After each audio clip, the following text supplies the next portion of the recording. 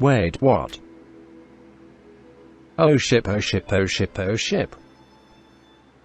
Callum, why you just like me? A dumb butt. Hi, my name's Sir Snuggles, and today we will do a little chit-chat about the Dragon Prince Season 3 and how it affected my mental health, the rayllum ship in specific. But before we jump into the video, I need to eat my nuggies while they are hot.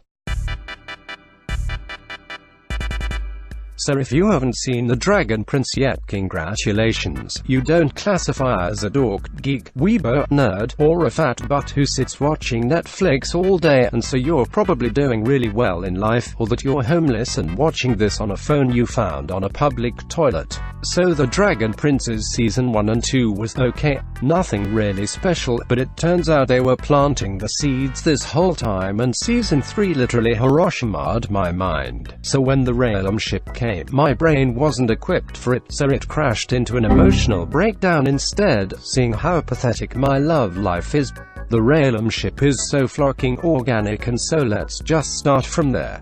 So, rayllum, for those of you who have a life, is short for Rayla and Callum, in which are the two main characters who are trying to return a child that lost his mommy and daddy after getting stolen by a magician pedophile with a goatee, no moustache. Rayla is this moon shadow elf, who's super intense, decisive, committed, and will do anything to protect her loved ones, kinda like my mom, whereas Callum is this human mage who is indecisive, don't know what to do, too kind, so people take advantage, and would probably take an hour to decide if he wants the spaghetti or fettuccine, kinda like my dad. They're perfect for each other, but we only speculate that until Season 3 Episode 4, where Rayla goes into an emotional breakdown because her friends don't want to play with her anymore and banished her from the cool kids table. Or if you're Asian and can't relate, it's like getting a D for your finals and your step-parents disown you. So Callum, being the nice guy that he is, comes to Rayla and comforts her. Callum comforts her by saying how amazing she actually is and how she is the best person he's ever met. Then Rayla, getting the code that Callum said unknowingly, kissed Callum. I mean, like heck, even I would kiss Callum at this point. Shout out for my gay viewers out there. But Callum, being the dumb butt that he is, responded like how I did to my best friend a few years back. You dumb motherflocker. But unlike my story, Rayla can't just abandon ship and request a different class. They're both stuck on a mission, so instead she threatened to kill him if he ever mentioned what happened. Moon Shadow Elf Logic 100. Wade, Asian Mom's Logic 100. However, this pigeon lady asked why Rayla saved her life in the next episode, and Callum, seeing this opportunity, tries to fix his mistake, and so he invades the conversation and narrates that scene like a romantic French barista. Then he kisses Rayla. Scene intensity rising. My brain was like he flocking did it, but then he apologized. Callum, you dumb butt. However, Rayla quickly shuts him up and French kisses him instead. This is when the atomic bomb Hiroshimaed my brain and my entire nervous system screamed at the same time. Then my body entered into shock and the only sound coming out is a long silent wheeze. So I have this tendency when there is a really good ship story, I become super emotional and unhealthily obsessed with it. You know what, it might be symptoms to a mental health illness. Just call it that. That way you can trash how sensitive my feelings are. Cause only a monster would trash mental conditions. But yeah, that scene stuck with me for a couple of weeks, making me depressed when I look back into my life and see how hollow it is. Anyways, the only other times this happened to me was when Ygritte invites Jon Snow to give her some snow in the cave, and also Season 1 of Lucifer and Detective Decker. Season 2 Kiss but don't watch it. After that episode, rayllum only French kissed twice, one in front of Callum's little brother and the other one is after Callum evolves into a pigeon to save Rayla from falling off a giant pickle. Don't get me wrong, after episode 5 their romance is cute and all, but the romance was expected, and so the I love you to Callum dialogue wasn't powerful enough to harm my brain again. But nevertheless, episode 4 and 5 made its mark in Sir Snuggles' memories. Talking about memory, let's talk about the guy who has a good memory but sadly can't remember anything that school taught him. I give you Soren. Though gimme a sec, change cows, the sun is almost down. Okay, so Soren. Light bulb intensifies. So Soren sauce.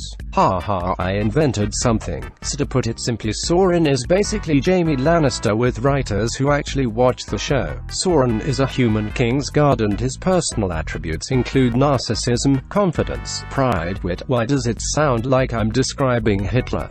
He is also easily influenced by the Force, and is very simple-minded.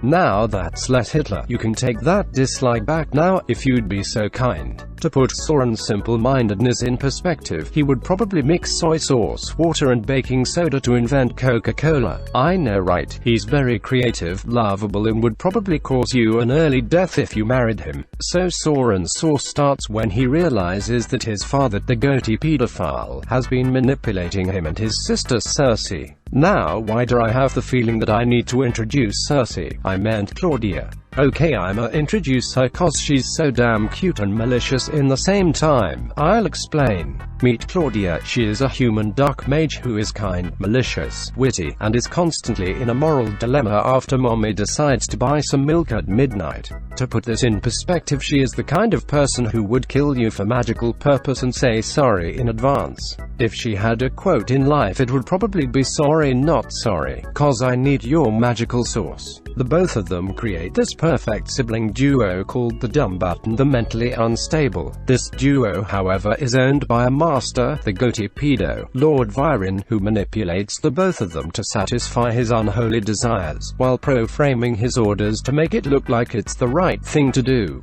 Claudia easily falls for this trick because she is the youngest sibling, and as all you older brothers and sisters know out there, the little ones are always dumber. Soren sees this manipulation clearly when Lord Viren and Claudia gangs up on him and beats his feelings when he confronts them about the truth that his daddy wants to beat two kids with Soren's saucy sword skills. I think that came out wrong, but you get what I mean. Soren's sauce became very saucy when he defies his father in episode 7, then tries to warn the two kids, after his father successfully convinced 10,000 troops to sacrifice their humanity for a cool glow-in-the-dark body tattoo. Apparently Soren still loved his sister and tried to convince her to come with him, but Claudia is loyal to her gang. JK. She is still traumatized by her mommy buying milk, so she can't really make a decision. That's why choose your spouses carefully, or you might create a childhood defect like Claudia. So Soren went by himself and did the right thing, leaving the weakling behind. Now my brain's still traumatized from the stupidity of Jaime Lannister, who went for his redemption arc and came back to save his evil little sister and died by falling brick. The satisfaction of a redemption plot has been too prolonged for me, so I was anticipating a stupid decision Soren might make, like saving Claudia, but no. He redeemed himself after ganging up with the two kids and beating his daddy's army, and used his saucy sword skills to finally insert it into his daddy's body, in which turned out to be an adult doll. But nevertheless it Nagasaki'd my mind and filled that gaping hole Jaime Lannister left behind. Thank you Soren, you're forever my bae.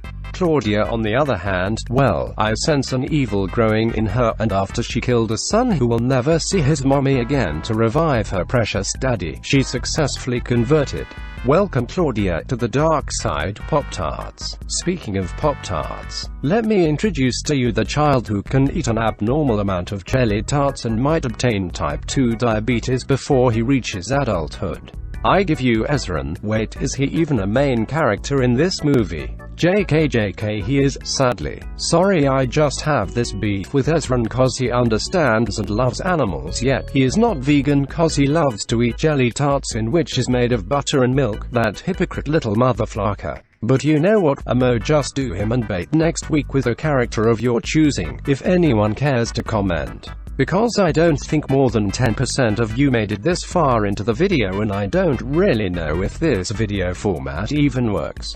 So for those of you who find my jokes wheeze-worthy and made it this far in the video, please spam comment down below your deepest desires for my future videos. Well, that is all from Sir Snuggles for now. See you on the comments.